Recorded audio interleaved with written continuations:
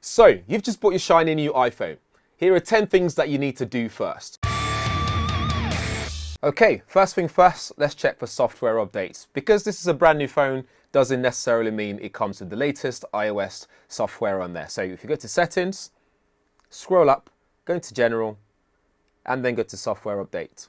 This will then check what software you're on, and it will let you know if there's an update. So for example, there's the latest iOS 16.3 out right now that I need to update on this phone. Number two, depending on which iPhone you have and which software updates you have on your phone, you'll be able to customize the lock screen as well. To do this, double tap to wake your phone, press and hold it, and then you have different ways to add new customizations. If you do add a new one, you have so many options on here. For example, you can add a new photo on there to add to the background. So I can add my face on it, like so. You can change different filters on top of that as well, from black and white, colored backdrop, color wash, and so on. And you can change your photos whenever you want. And then you got this areas where you can change the widgets. So for example, you got some suggestions here. If you use your Apple Watch, for example, you can add different widgets to go right at the top to give you different information. So I can have my events on there for now. And then I can change this widget as well in terms of the styling. So as you can see there with all the different kind of fonts and different colors you can have. You can change all that. You can make it brighter, you can make it darker, entirely up to you. You can add more widgets on there as well. So as you can see, you can go down and add maybe battery life.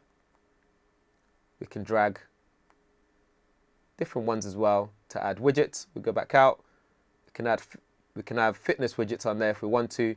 So much options to do with the widgets. You can also pinch to zoom. You can crop the image to fit exactly how you want it, and then just click add. You can set as wallpaper, pair it up with home screen and your lock screen, or you can customize the home screen as well. So your customize home screen allows you to do different things, so like colors, gradients, add different photo. You can even change how blurry it's going to be. So if you want people to fully see it, or you don't want people to see it at all, you can do that. And once you're done, that's your new lock screen. Nice and easy. Next, you want to make sure that your phone is nice and secure. So we have something called Face ID, which uses biometric authentication to unlock your phone, pay for things, and so on. So if we go to settings, we can scroll down to Face ID and passcode, enter your passcode and set that up. And then you have options for things like unlocking your phone, using it to pay in the App Store, using it to unlock your wallet in Apple Pay, password autofill, and also if you're wearing a mask, you can use Face ID with your mask as well, so you can toggle that on. But mine is off since I don't really wear masks that often anymore unless I travel. And then you got things like require attention for Face ID, which means extra secure. So toggle that on as well. And also toggle on your attention awareness feature as well. And then you've got all different things that you can do with it as well. So make sure you turn this on so your phone is extra secure. Next up, your battery life. So again, depending on which iPhone version you have and which software you're running on your smartphone, you'll be able to do things like turn on battery percentage. So if we go down to battery first, we can turn on battery percentage. So now we have 35% right in the corner there, so you can check your battery life on the go. Next up, to save some battery life, you can either have lower power mode when you're running out of juice, or when you go back to general settings, we can also turn off background app refresh for things that you don't need to refresh all the time. The more it refreshes, the more it has to connect to the internet sometimes, and the more battery it's going to be using. For always on display, not all iPhone 14s have them. So if you have the iPhone 14 Pro or the iPhone 14 Pro Max, you'll be able to turn that off as well in settings to save extra battery life. Next up, you want to set up iCloud backup. So in the event of you losing your smartphone, your phone is fully backed up, ready to be transferred to a new phone. To do that, you have to go into settings, select your profile, and go to iCloud settings. So in iCloud settings, you will see what you've got here. So things that are backed up to the cloud, and then you've got iCloud backup. You just have to toggle that on. And with that, things are backed up. You can also back up manually as well in case you feel like it's not been backed up. You can do that manually yourself too. Next up, you can actually change your control center. So one of the good things about iPhone and the software is you have this control center, and it gives you some of the quick options here to toggle things like your remote, torch light, and so on.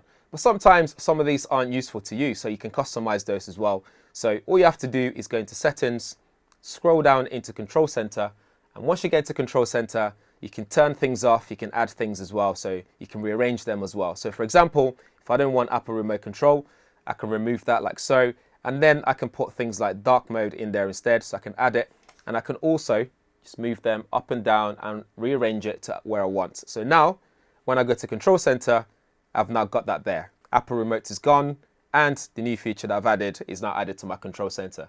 That way, you got quick access to things that you actually want. Next up is haptic feedback. So when you type in, it just makes it a lot more tactile and it feels better. So to change this, go into settings, scroll down and go into sounds and haptics. And then what you need to do is scroll down a little bit, go to keyboard feedback, tap that, and then you got sound and haptic. Select haptic. So now when you type away, when you're messaging people, it just feels much nicer. Another thing to turn on is to do with your safety. So for example, the iPhone 14 here supports car crash detection. So if you went into settings and then emergency SOS, scroll down and call after serious crash. Just toggle that on and you're good to go. Finally, this one is not something that you have to do straight away, more like a tip on using your iPhone. So if you ever need to find anything on your smartphone, you can use a quick spotlight search and you can search for anything there. So if you want settings, you can search for settings and it will pop up there. Tap settings and then you can mess with all your settings. You can also do this in settings app as well. So if you're trying to find a particular setting that you can't remember how to get into, you can just search it on there. So for example, if we want haptic, we can do haptic feedback, go to sound and settings, sounds and haptics, and then the settings are there as well. So this is a really good tip for quickly finding things that you might not know where they are straight away. So there you have it. Any other tips and tricks that you know about that we haven't mentioned? Drop them in the comments below. And don't forget to check out the description for some of the best refurbished phone deals out right now. If this is your first time around there, please do subscribe. Smash the bell notification so you get notified every time there's a new video up on the channel like this one.